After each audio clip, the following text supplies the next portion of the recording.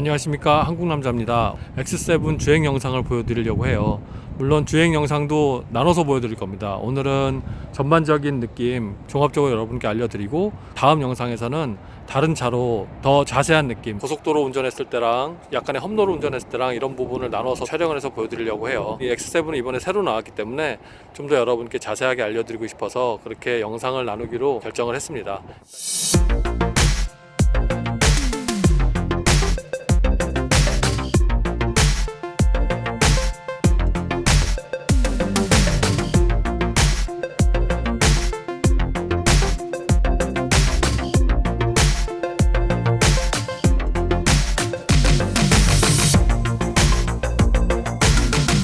실내에 타서 여러분께 주행 느낌을 설명을 드리고, 또 제가 오늘 타는 이 차는 색상이 다르기 때문에 그 다른 부분도 보여드리도록 하겠습니다. 자, 일단 시트 포지션은 BMW X5하고 똑같아요. 적당히 SUV의 느낌이 갖고 있으면서 시트를 앉는 느낌은 고급 짐볼에 앉은 듯한 약간의 굵직한 쿠션은 있는데 몸이 밑으로 꺼지거나 몸을 많이 잡아준다거나 이런 느낌은 많이 없습니다. 시트 조절할 수 있는 범위가 많아요. 등받이 중간 부분도 꺾이고, 앞에 무릎 뒤에 허벅지 받쳐주는 부분도 앞으로 나가고요.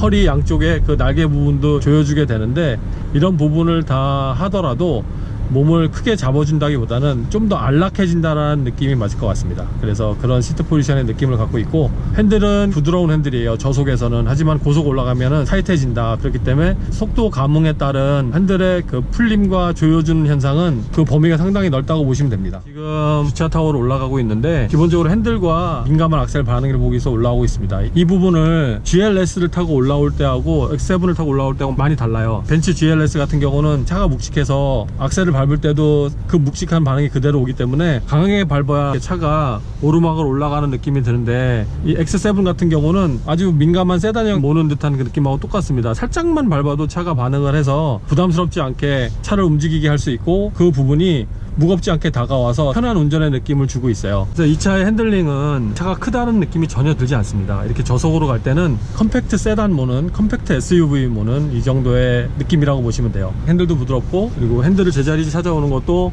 아무런 부담 없이 바로 찾아오게 됩니다. 그리고 이 차는 3.0 터보 가솔린 엔진이기 때문에 떨리는 느낌이나 소음이나 이런 것들은 전혀 없습니다. 그리고 여러분들이 궁금하실 이 차의 소음 문제를 말씀을 드리면, 차가 일단 시동이 걸리고 꺼지고 할 때도 거의 소리가 들리진 않아요. 기본적인 주행에서 나는 소음도 쉽게 발견할 수 없다고 생각하시면 돼요. 하체 소음이 어느 정도 속도가 한 60km, 70km 정도 올라갔을 때 약간 소음이 들어올 정도고, 그 나머지는 평소 앞에 유리에 걸리는 풍절음이라든가 하체에서 올라오는 타이어 접지 않은 소음, 이런 것들은 거의 들리지 않습니다. 조용한 요트를 타고 있다는 느낌이 맞을 것 같아요. 그렇다고 피칭이 있을 정도로 출렁거림은 없습니다. 휠베이스가 긴 편인데도 불구하고 그 X5에서 느끼는 단단함이 여기서도 어느 정도 느껴져요. 물론 동작을 빨리빨리 했을 때는 X5보다는 좀 더 둔한 느낌은 듭니다. 그런 둔한 느낌이 X7의 안락함으로 다가오는 느낌이 와요. 무조건 둔해서 차를 컨트롤하기 힘들다 이런 느낌보다는 이런 둔함 때문에 더 편하게 탈 수 있구나 라는 느낌이 많이 듭니다. 주행 느낌을 말씀을 드리면, 스포츠 플러스 모드는 없습니다. 스포츠 모드가 최고의 모드로 자리 잡고 있고, 그리고 그 스포츠에 놓고 주행을 했을 때는 박력 있게 나간다는 느낌은 있지만, 실제 차가 확 튀어나간다는 느낌, 이런 느낌은 그렇게 많이 들진 않아요. 물론 그 부분이 이제 차의 크기나 무게 때문에 느껴지는 부분일 텐데, 그런 거를 제어하면은 탄력 있게 나간다 라고 보시면 될 것 같습니다.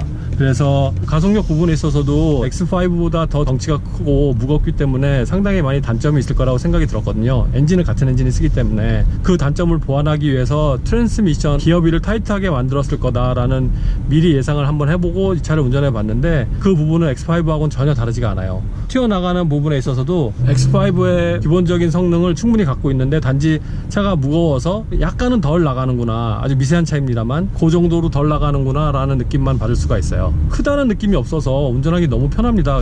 이 차가 3열 시트까지 있는 차야? 라는 질문을 좀 하게 되는 편이에요. 2열 시트를 설명을 드리면, 이 스위치는 앞뒤로만 움직이고요, 이 스위치는 등받이 각도만 조절할 수 있습니다. 이게 예를 들어서 양쪽 높낮이라든가 시트 안에 에어백 같은 게 들어있어서 움직이거나 이러진 않고요, 앞뒤와 등받이만 움직이는 장치라고 보시면 돼요.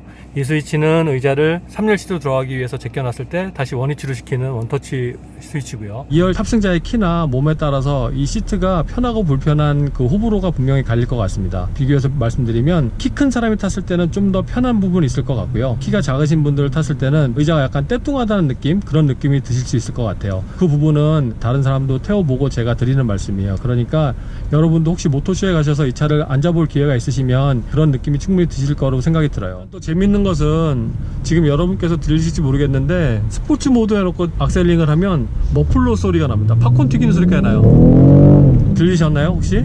그런 소리가 나는 건 참 재밌는 부분이에요. 이 정도 덩치의 풀사이즈 SUV가 이런 머플러 소리가 난다는 건 차의 재밌는 느낌을 추구하는 사람한테도 어느 정도 만족감을 주지 않을까 이렇게 생각해 봅니다. 기본적인 코너링의 느낌을 말씀을 드리면 확실히 X5보다는 좀 더 쏠리는 느낌은 들어요. 그 쏠리는 느낌이 몸이 뭐 많이 이렇게 움직이는 느낌이라기보다는 더 무겁고 높음에서 오는 그런 코너링이라고 보시면 될 것 같아요. 그리고 코너링을 버틸 수 있는 제한 속도가 X5보다는 좀 낮은 부분이 있습니다. 마지막으로 이 차의 브레이킹을 말씀을 드리면 그 BMW가 갖고 있는 밟았을 때 그 마지막에 약간의 둔한 느낌이 있거든요. 민감하지 않으신 분들은 전혀 느끼실 수 없는 부분인데 그런 느낌마저 이 차는 없다고 보시면 돼요. 그런 느낌이 X5까지는 있었거든요. 근데 이 X7은 새 차인 것을 감안을 하더라도 BMW의 아주 약한 부분, 그 부분은 찾아보기 힘들다. 그래서 브레이크 성능이 되게 좋다고 느껴져요. 심지어 이렇게 딱 밟았을 때 앞으로 휙 쏠리는 느낌이라기보단 밑으로 정말 딱 가라앉아서 멈추게 되는 느낌이 몸으로 옵니다. 그래서 이 부분은 기분이 좋네요.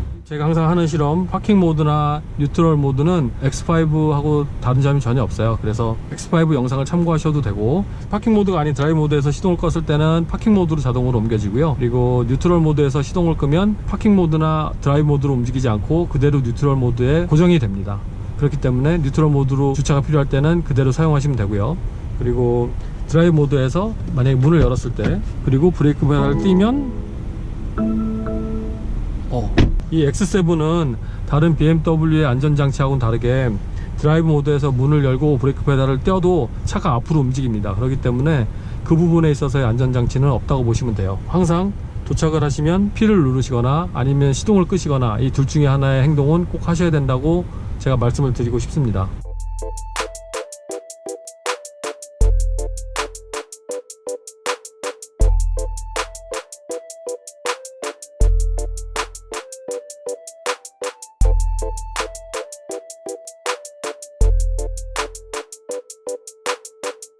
네, 지난번에 보여드렸던 실내 색상하고는 많이 다르죠. 여기 보시는 우드 그레인과 약간은 푸른빛의 가죽, 그리고 하얀 아이보리 컬러의 조합은 롤스로이스에서 가져온 색상과 재질의 조합이라고 보시면 됩니다. 이 부분은 아무래도 때가 많이 탈 수 있어서 특별히 청바지를 많이 입거나 이럴 때는 이 시트를 선택 안 하시는 게 더 좋을 수 있어요. 대략 한 5,000km 정도만 청바지를 자주 입고 탈 때 이 시트가 파랗게 물드는 경우가 있습니다. 근데 물론 닦아낼 수는 있습니다. 이 시트가 파란 물을 먹었다고 해서 그게 고착화되는 것은 아니고 충분히 클리닝해서 벗겨낼 수 있는데 아무래도 여러 케미칼도 사용해야 되고 쉽지 않은 부분이기 때문에 이왕이면 평소에 면바지라든가 이런 것들을 타는 게 훨씬 좋을 것 같아요. 진바지는 아무래도 피하시는 게 이 아이보리 컬러 시트에는 좋습니다. 1열 시트가 이 정도로 뒤에 와 있는 상황에서 3열 시트로 진입하기 위해서 2열 시트를 움직이게 되면, 자, 이걸 누르고요. 그러면 앞에 의자가 앞으로 당겨지게 되고, 그게 다 당겨진 다음에 2열 시트가 이렇게 움직여서 3열로 들어가는 공간을 확보하게 되죠. 네, 그렇게 해서 탑승하게 되면 됩니다. 하지만 상당히 느리죠. 이거 기다리려면 성격이 좀 급하신 분들은, 저도 약간 급한 편이긴 하나 많이 답답할 거라 생각이 듭니다. 그리고 난 다음에 여기 있는 스위치를 누르면 2열 시트는 제자리로 가고요. 뭐 제자리로 가는 것도 원래 비껴주는 것처럼 느리죠. 그 다음에 원래 있던 1열 시트가 원래 위치로 와야 되는데 이건 오지 않습니다. 운전자가 탑승을 할 때는 다시 시트 조절을 해야 되는 좀 번거로움이 있네요. 지난번에 제가 보여드리지 못한 수납 공간이 여기에 이렇게 자리 잡고 있습니다. 깊지도 않고 딱 요 정도만의 수납 공간이라고 보시면 돼요. 이 부분에 보시면은 X5와 똑같죠? 이 후크는 따로 사셔야 돼요. 그러니까 여기를 후크하는 기능에 옷걸이도 있고 뭐 아이패드를 달 수 있는 것도 있고요. 그리고 거기에 이제 전원을 연결했을 때 여기 USB Type-C를 연결할 수 있는 코드가 있고요. 오늘은 간략하게 X7의 전반적인 큰 테두리 안에서의 주행 느낌과 그리고 저번에 보여드리지 못했던 시트 조절 부분, 또 다른 컬러의 시트를 보여드리는 그런 시간이 됐어요. 부족하나마 또 영상을 봐주셔서 너무 감사드리고, 이 다음 주행 영상 땐 좀 더 자세하고, 그리고 이 차가 갖고 있는 반자율 주행 장치라든가 이런 것들을 적극적으로 사용해 보면서 운전의 편의성이 얼마나 좋은지 이것도 여러분께 알려드리도록 하겠습니다. 오늘도 영상을 봐주셔서 고맙습니다.